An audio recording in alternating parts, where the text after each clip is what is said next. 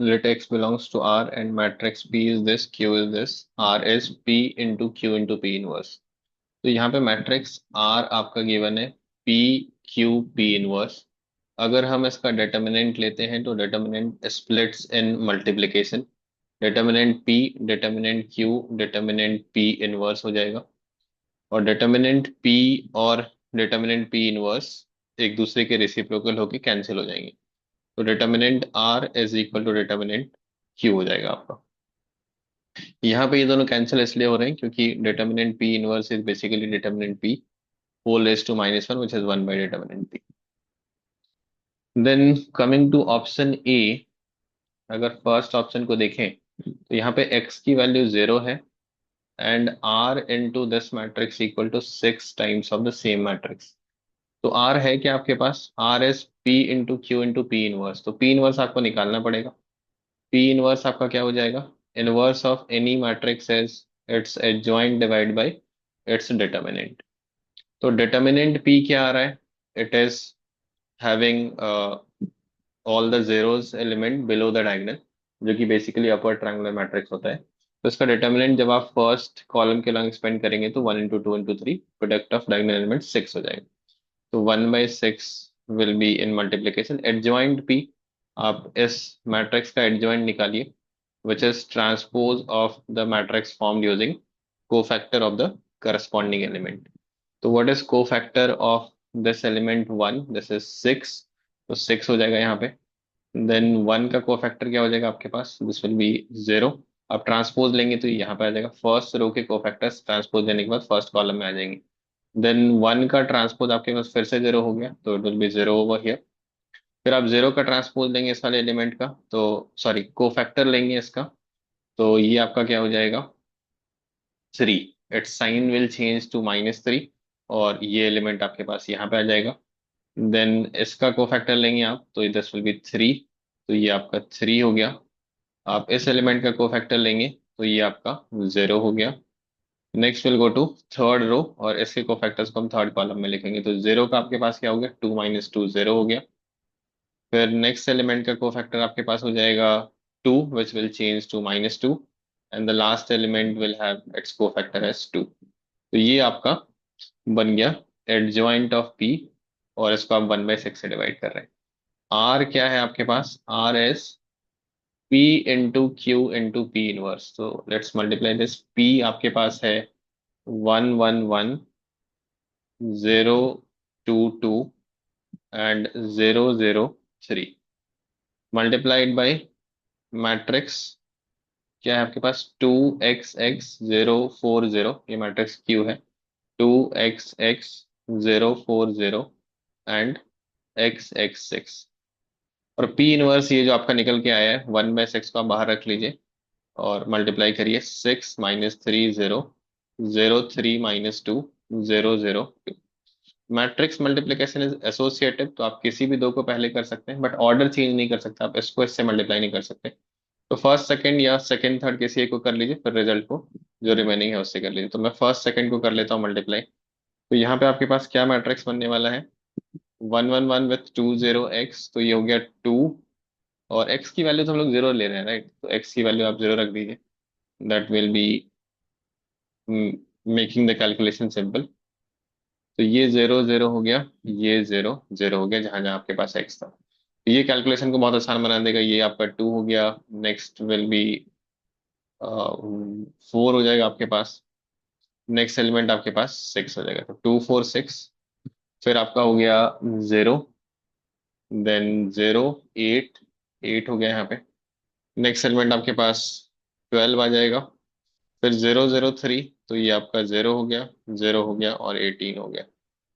This multiplied by matrix 6 - 3 0 0 3 - 2 0 0 2।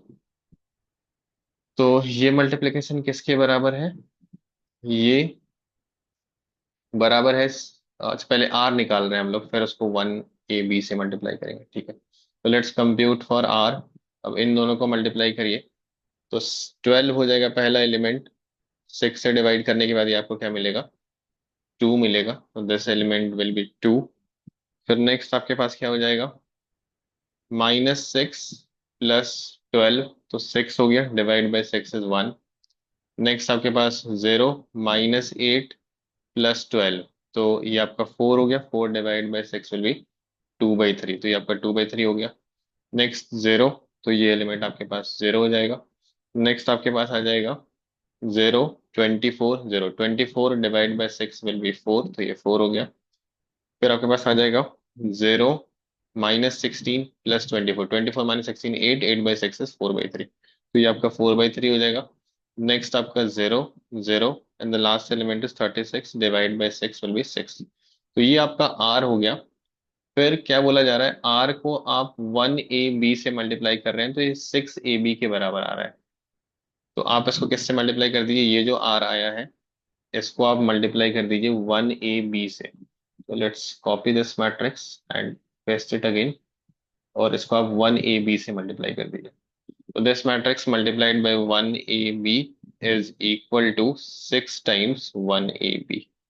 तो यहां से इक्वेशन क्या बनेगा, लेट्स इक्वेट इट। लास्ट वाला इक्वेशन पहले लिखते हैं, तो यहाँ से बन जाएगा 6b इक्वल टू 6b, मतलब आपको कुछ इन्फॉर्मेशन मिला ही नहीं। फिर ये वाला इक्वेशन लिखते हैं हम लोग, ये second last element, middle element, तो 0, then 4a plus 4b/3 is equal to 6a। यहाँ से आपके पास एक इंफॉर्मेशन बन गया, इसको सिंप्लीफाई करेंगे तो 2a इधर आ गया, तो we get a relation 2b is equal to 3a।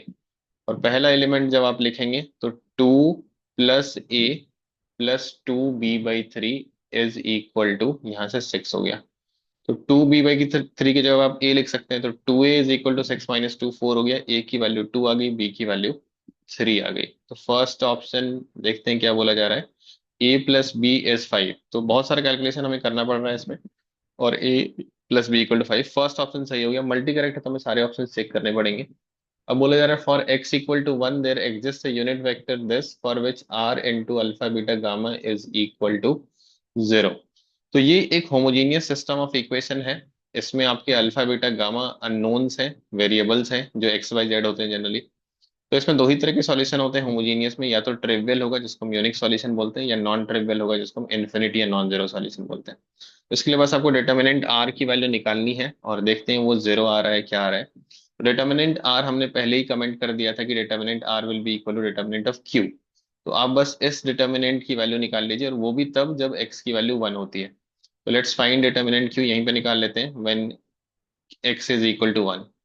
तो 2 1 1 0 4 0 1 1 6, let's expand it along the second row, क्योंकि इसमें दो जेरोज हैं।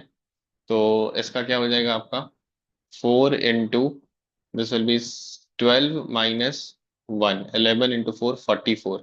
तो ये एक नॉन जीरो वैल्यू आ रही है, बेसिकली हमें इंटरेस्ट इसमें है कि जीरो है नॉन जीरो है।